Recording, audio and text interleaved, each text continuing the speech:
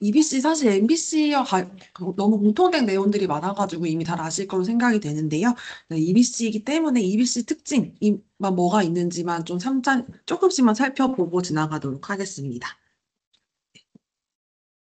사실 조기 유방암의 증상 징후라고 하면 전이성 유방암은 물론 눈으로 더 드러나기 때문에 좀 다른 점이 있기는 하지만 이미 아시고 계시는 것처럼 조기 유방암은 증상 징후가 없는 것이 특징입니다.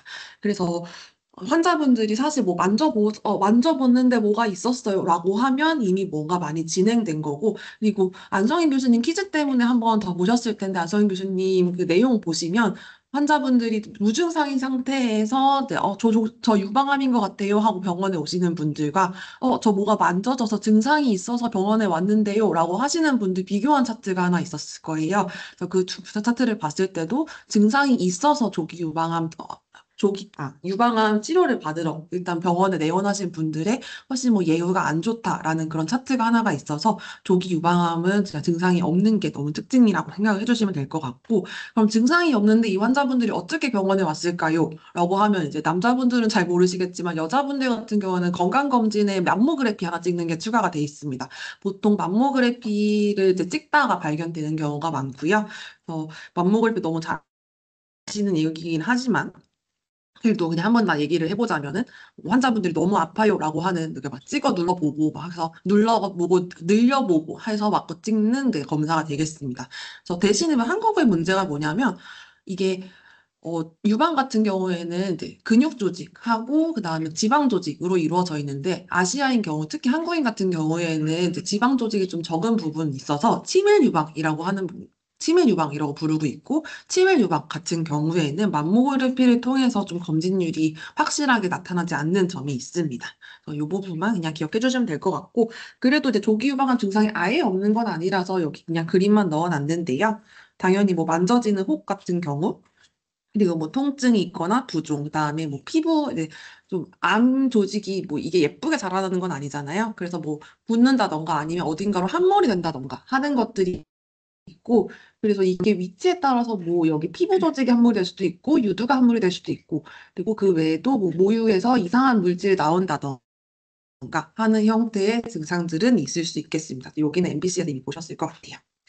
네, 지금부터 이제 페이션트 전이이고요. 페이션트 전이는 제가 일단 여기를 처음부터 끝까지 그냥 빠르게 한번 지나가고 다시 이제 하나씩 차근차근 지나가는 순서로 설명드리도록 하겠습니다.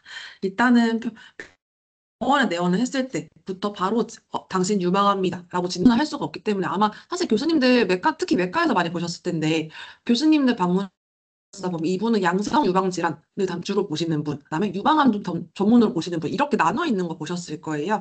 그래서 이게 유방암이 아니라 양성 유방 질환이라고 해서 뭐 염증성 유방 이런 거일 수도 있기 때문에 이걸 사전에 구분하기 위해서 일단 프리다이오니스를 시행을 합니다. 그래서 여기에는 뭐 여기 이제 OBGYN을 또 무시해 주시면 될 것 같고, 여기가 보통 이제 뭐 건강검진을 통해서 내원을 하시거나 뭔가 만져져서 내원을 해요라는 식으로 여기가 한다고 봐주시면 될 것 같고요. 네. 그리고 여기서 이제 제일 중요한 여기서 좀 이따가 뒤에서 찬찬히 말씀드리고 싶은 게 트리플 어세스먼트라고 해가지고 클리니컬, 이미징, 패솔로지 이렇게 세 가지 단계를 걸쳐서 이분을 사전에 좀 검사를 하게 됩니다. 그래서 이 세 가지가 각각 어떻게 해당하는지 뒤에서 다시 또 말씀드리도록 할게요. 그래서 이 세 가지의 정보를 종합해서 그다음에 이 사람은 유방암입니다 라는 진단을 내리게 됩니다.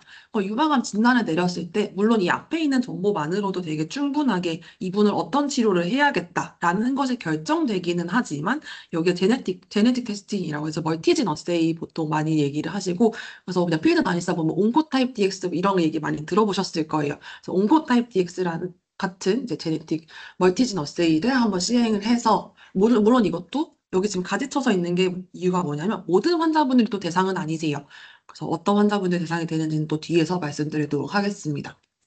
그래서 여기서 정확하게 이 환자분의 유방암인데 어떤 단계의 유방암이냐, 어떻게 치료를 해야 되는 유방암이냐라는 거를 다시 결정을 해서 뭐 이제 수술을 하거나 아니면은 뭐 그냥 바로 약물 치료, 케모테라피로 넘어가거나 이런 식으로 결정을 하고, 그렇게 적극적인 먼저 어그레시브한 치료를 한 다음에 다시 어주벤트 테라피로, 그래서 뭐 보통 호르몬 치료 5년을 결정을 하시게 되는데, 그런 거를 하거나 아니면 여기에 뭐 CDK를 얹거나 하는 식으로 이제 어주번트 세라피를 하게 됩니다. 어, 네, 좀 일단 하나씩 넘어가 보겠습니다. 뭐 여기는 사실 뭐 너무 당연한 거여가지고 어떻게 환자분을 내원하시죠? 맘모그래피 아니면 셀스로 만져봤을 때 뭐가 만져져서 내원합니다라는 그냥 그 사진일 뿐이고요.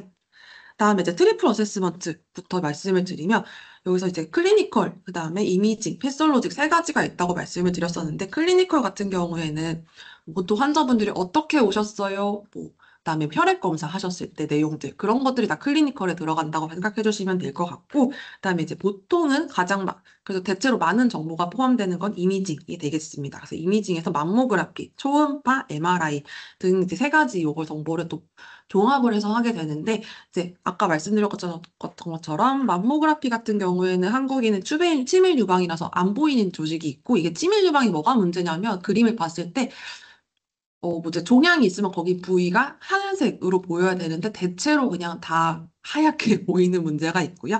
그래서 여기에 더해서 보통 초음파를 하게 되고 그다음에 좀 더 자세하게 보기 위해서 MRI, PET, CT 같은 거를 추가로 하고 있습니다. 네. 그리고 이제 여기는 패솔로지에 대한 건데, 뭐, 눈으로 봤을 때, 그리고 영상으로 봤을 때, 여기서 뭐 노드 인베이전, 림프절 어디까지 침범이 됐냐, 그게 확실하게 보이면 좋겠는데, 사실 뭐, 보이긴 보이죠? 보이긴 보이는데 아주 작은 거나, 그리고 얘가 그리고 이 유방암 자체가 어떤 성질을 가지고 있는 유방암인지는 영상으로 보이지 않아요. 그래서 이제 패솔로직 조직을 떼서 하는 방법이, 뭐 반드시 시행을 하고 있고, 그래서 여기서 보통 저희의 특징인 HR 포지티브, 허투 네가티브 이런 정보들이 여기서 확인이 되게 되겠습니다. 그래서 뭐 바이옵시 같은 경우는 뭐 여기 지금 뭐 코어니드, 백큐 억지시트 이런 두 가지가 있기는 한데 그냥 여기는 넘어가고 여기 이제 오픈 서저리에서 하는 바이옵시가 하나가 더 있어요. 그래서 여기에서 조금 더 많은 정보들이 포함이 되고 이거를 통해야지만 정확한 노드 정보가 파악이 된다는 것만 구분해서 기억해 주시면 감사하겠습니다.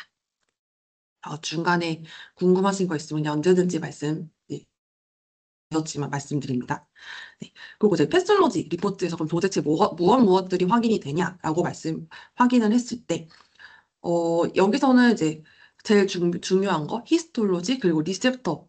그래서 어떤 것들이, 요 두 가지만 일단 제일 메인으로 봐주시면 되겠고, 그래서 여기서 이제 인사이트, 제자리 암이냐, 그리고 인베이시브, 치밀성 암이냐, 요 두 가지 정보가 확인이 되고, 그리고 이 유방암 조직이 유선에서 나왔느냐, 아니면 그 옆에 있는 조직들에서 나왔느냐, 그래서 유래된 세포에 대한 정보를 알 수가 있겠고요. 그래서 이런 것들을 통해서 좀 이제 이 유방암 네, 치료의 가능성을 좀 예측을 하면서 또 앞으로 단계를 결정하는 정보가 되겠습니다.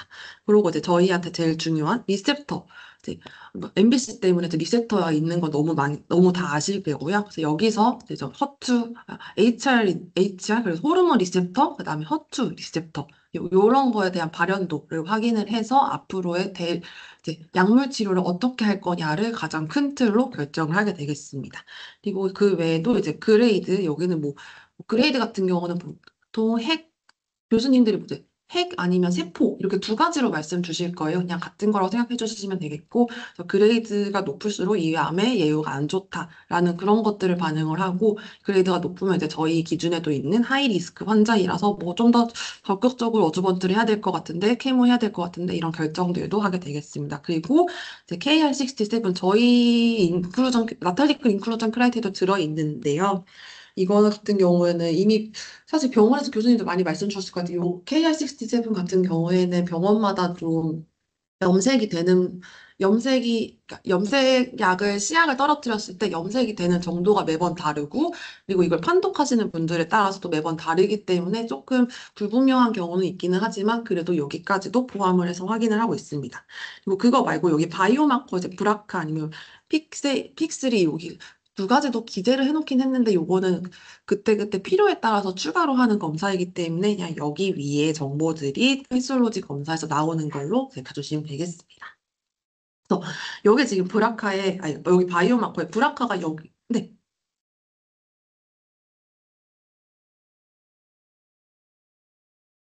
네, 지금 여기 나오는 정보는 다 볼 수 있는 정보이고요. 근데 여기 패솔로지는 지금 보통 바이옵시, 생검을 조직 조금 떼가지고 하는 패솔로지 리포트이고, 뒤에서도 제가 하나 더 수술한 다음에 패솔로지가 있어라고 말씀드리긴 할 거예요. 그 차이가 아까 말씀드렸던 노드 인베이전에 대한 구체적인 정보는 뒤에 수술에 대해서 수술을 한 다음에야 알 수 있다. 그거만 차이가 있습니다. 여기 모든 정보는 다 알 수 있습니다. 뭐 이제 브라카 아까 말씀드린 거 이어서 하면, 브라카가 아까 앞에 보시면 제가 여기 멀티지너스의 제네틱 유전자 검사하는 게 하나 있습니다라고 했는데, 이 유전자 검사랑 브라카 검사는 다른 검사입니다. 그래서 브라카가 같이 유전성으로 전달되는 검사의 경우는 이제 검체를 채취를 해서 거기서 물론 하는 거라는 건 똑같긴 하지만, 내용 자체가 여기에 있는 제네틱 어세이는 환자분 유방암 조직에서 떼서 어떤 유전자적 변이가 있는지들을 통해서 이 환자분의 예, 예후를 예측을 하는 거고, 브라카 같은 경우에는 이 가족으로 내려오는 유방암인지를 확인하는 그런 유전자 차이가 있어서 그 두 개 유전자 검사도 두 종류가 있고, 브라카는 여기 제네틱 업세에 해당되지 않는다라고만 구분해 주시면 되겠습니다. 네.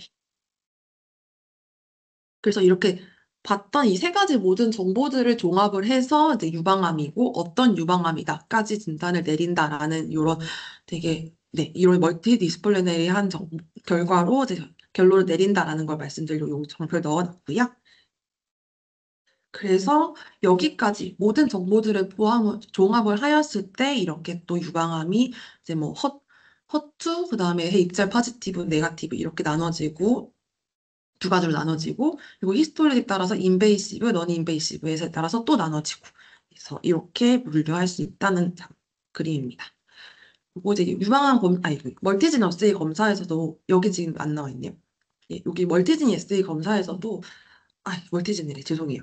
히스톨로지 검사에서 이제 뭐 루미널 타입, TMBC, 뭐 허트 라이크 이런 것들 얘기 들어보셨을 텐데, 그냥 이런 발현도에 따라서 히스톨로지 장황에 따라서 이제 환자분들의 이게 어떤 이 유방암이 좀 어그레시브하게 앞으로 발전이 될 것인지, 그래도 얘는 좀 조용한 암인지를 그냥 구분한다라는 장표로만 봐주시면 될 것 같습니다.